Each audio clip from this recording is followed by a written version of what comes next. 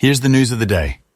Pivotal's Helix eVTOL won gold at the 2024 NY Product Design Awards.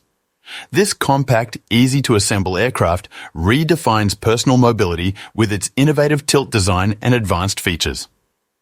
Soldiers from Idaho's 1st of the 183rd Assault Helicopter Battalion deployed for an 11-month NATO mission in Kosovo with confidence in their readiness and commitment.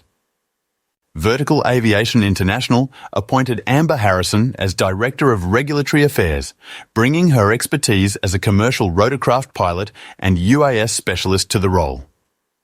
The Advanced Air Mobility Institute released the GAAM Forum Summary Report, highlighting global insights from 60 experts on the future of air mobility and industry collaboration. ASA partnered with Demerco Express to use sustainable aviation fuel on Cathay cargo flights, advancing their goal of net zero emissions by 2050. To learn more, follow us now on YouTube, X, LinkedIn, Instagram, or visit us at avfoil.com/news.